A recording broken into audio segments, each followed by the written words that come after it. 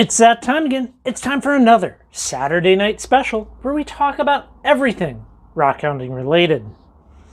Consistently, I keep meeting people involved in the rock and mineral world, the rockhounding world, that are absolutely fabulous people. And this past week when we went down to the Polka Dot and did some rockhounding and got some thunder eggs, meeting up with the guys down there, which, I mean, they didn't know I was coming or anything. We just showed up. Was absolutely awesome to be down there at the Canyon Rim bed. I mean, beautiful eggs. Absolutely amazing. I do have a couple more that definitely need to be cut. And yeah, overall, I mean, I would recommend that place. I think these guys are going to be really good. I have high hopes. I think they're going to be awesome. Awesome eggs. It's neat to go to a location like that. It can be very, very educational, right? And I think one of the things that is always understated, or not even stated, I guess, would be you go to a feed egg, right? And the people that are operating them are clearly probably like the most knowledgeable people on the material. I mean, they see it every single day. And asking them questions, right? Like the guys down there, very knowledgeable, very helpful. It was cool to be able to see some of the higher quality pieces that they've pulled out, and they're just kind of like sitting there on display. Absolutely, highly recommend it. You know, people way too often focus on the price of the dig as far as, okay, these cost $2 a pound. Well, okay, $2 a pound for the material, but then also you get like a crash course education in said material if you choose to take them up on it, which is kind of priceless in a way, I think. Like, there's so much to learn about rocks and minerals. You can't know it all about everything. You just got to pick one thing if you want to know everything about that one thing. I was also gifted by them. Look at that. I gotta not drop this piece. We have a little napped fire opal arrowhead. How cool is that? Very lovely. Very lovely. And I want to go back. I definitely want to go back to the Polka Dot. Here's some of their actual Polka Dot agate. Beautiful stuff, right? And maybe do a little bit more thunder egg digging down there in the future. You know, speaking of being very knowledgeable in one thing, you know, we go to a lot of different locations, and I certainly can't know it all. But I'm trying to learn a lot about one group, and you might know what I'm talking about. It's something that has came up many times on the channel, and that would be the Zeolite Group of minerals. As of lately, I have been following every single thing that Rudy has ever written, or papers that he has co-authored, and I've been going through all of them and reading literally every single thing. Now, it's interesting because some of this stuff, right, might be dated. You know, like here we are looking at an article from the American Mineralogist, volume 60, from 1975. So context is important.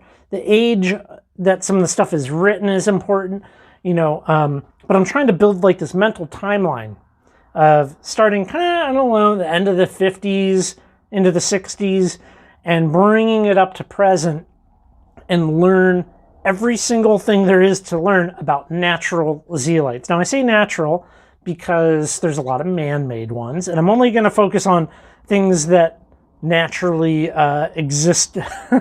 Naturally exist. And in the process of finding everything that Rudy was ever involved in, I have came across some stuff. Like here we have the mineralogical record from January 1972. And there's a great article that he wrote about zeolites from the Skookumchuck Dam here in Washington. And it is not a place that is accessible nowadays. Lots of security and different things. You can't go there, but it's very cool to be able to see something like that. Now, in the process of tracking down everything that Rudy ever wrote or was ever involved in, I've came across some interesting things. Let me share one of those interesting things with you now. Rocks and Minerals,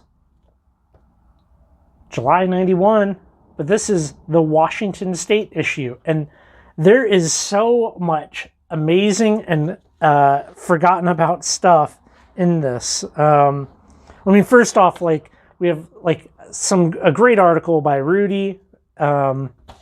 It's top notch. Love it. We have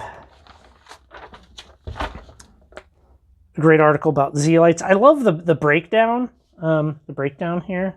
That's excellent. Very helpful. A nice little chart. And lastly, there is a whole directory in here on collecting sites for agates in Washington, some of which are not really well known about. But I do find it interesting because one thing that I have noticed is so many people want to act like they are the most hardcore prospector out there. And the more I dig into historical literature of different localities, I'm like, nah, kind of for the most part, right? Every big surface deposit has kind of already been located in many ways. Yeah, I mean, there's always exceptions. People are always going to say, have their thing. But a lot of it's already been found and documented. But just because you don't know about it doesn't mean somebody else in the past hasn't already found out about it, you know?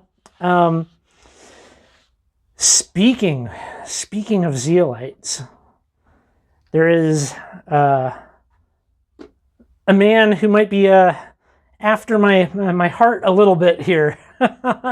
We received a lovely gift in the mail of both some zeolites and some jasper, actually.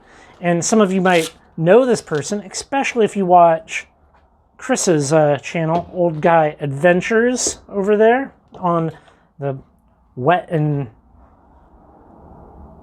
dreary or Washington coast. I think it's dreary over there. I guess that's just my opinion. Well, Jeff is his kind of prospecting buddy, one of his buddies out there, and he sent some jasper, both some raw jasper, but also some lovely cabs. Okay, beautiful. Like, look at the color variation in this jasper is just excellent.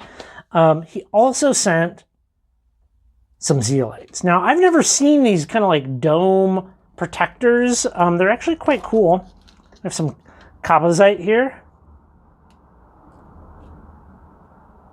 Very neat.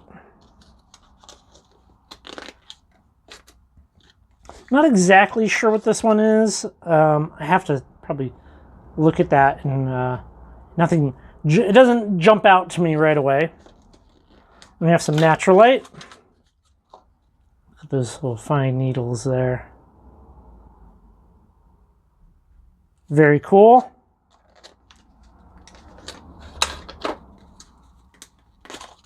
Look at that. We did lose a couple of needles, but that's all right.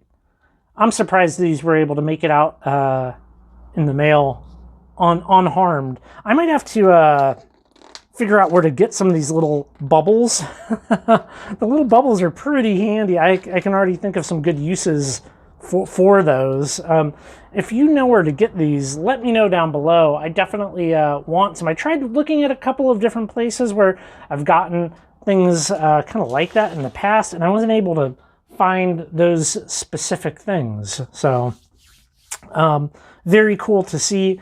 And I really hope, fingers crossed, that we can make our way out to the Olympic Peninsula either this fall or next year. You know, it's just sometimes things are difficult, you know.